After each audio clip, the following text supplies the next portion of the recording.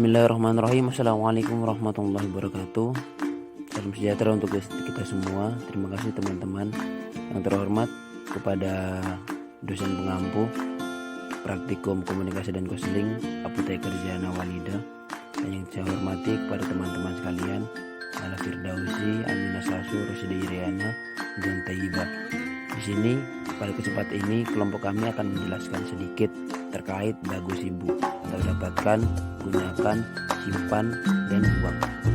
Nah, di dalam video ini ada beberapa poin yang akan saya dan teman-teman sampaikan, mulai dari dagu sibu dan terkait penjelasan rincinya.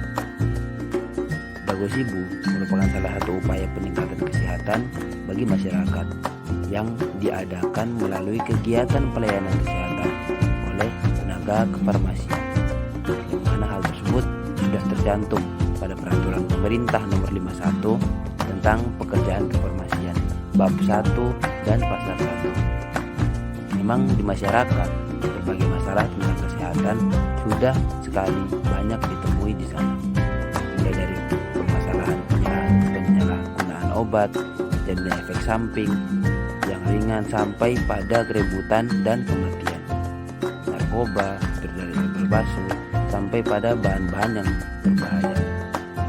Dan video ini bertujuan untuk meningkatkan kepahaman masyarakat tentang dagu sibu, mulai dari dapatnya obat, penggunaan obat, penyimpanan obat, sampai pada saat pembuangan obat atau pemusnahan obat tersebut. Yang pertama yaitu dapatkan obat di tempat yang resmi seperti apotek, toko obat berizin, klinik, rumah sakit, dan puskesmas. Penggolongan obat berdasarkan tanda dalam kemasan dapat membantu kita untuk memperoleh obat di tempat yang resmi. Ada golongan obat bebas terbatas, obat keras, dan golongan narkotika. Obat bebas memiliki tanda lingkaran berwarna hijau yang dapat dibeli bebas tanpa resep dokter di apotek dan toko obat berizin. Yang kedua yaitu obat bebas terbatas.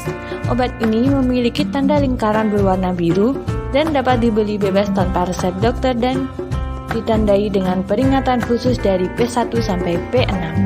Yang ketiga yaitu obat keras. Obat ini ditandai dengan lingkaran warna merah dan huruf K di dalamnya. Dan obat keras harus dibeli dengan resep dokter.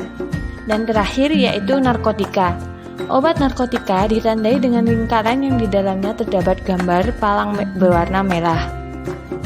Obat ini harus dibeli dengan resep dokter dan peredarannya sangat diawasi sehingga harus dilaporkan.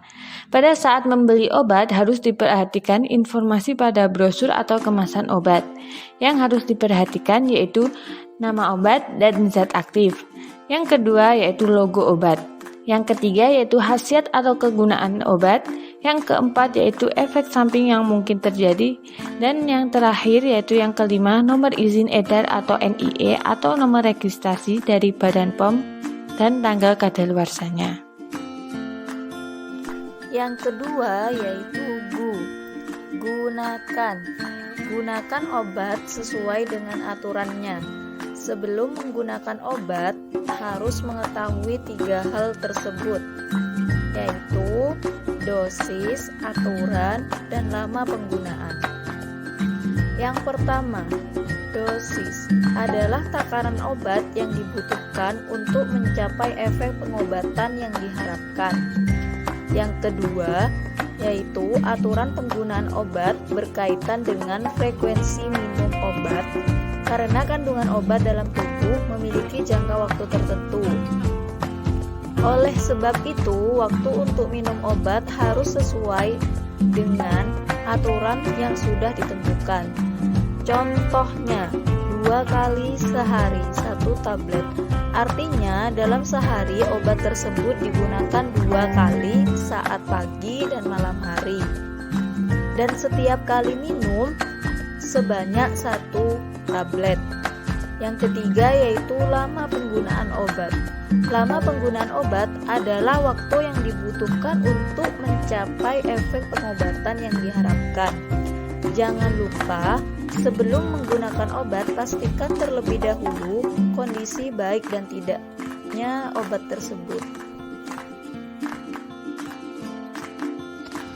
Yang ketiga, simpan. Simpanlah obat dengan cara yang benar. Pertama, perhatikan dan ikuti aturan penyimpanan pada kemasan obat.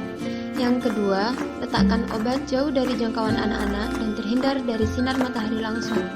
Yang ketiga, simpan obat dalam kemasan aslinya. Dan yang terakhir, jangan lepas etiket yang menempel pada obat. Obat-obat yang harus disimpan dalam kulkas yaitu suppositoria, contohnya boragirol dan stolax, kemudian insulin.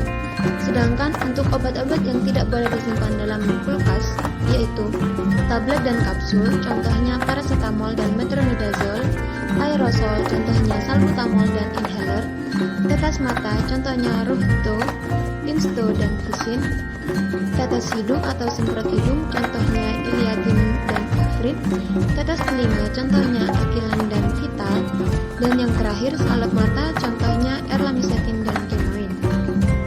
Selanjutnya, obat-obat memiliki tanggal kelayakan pemakaian atau BIONUS date.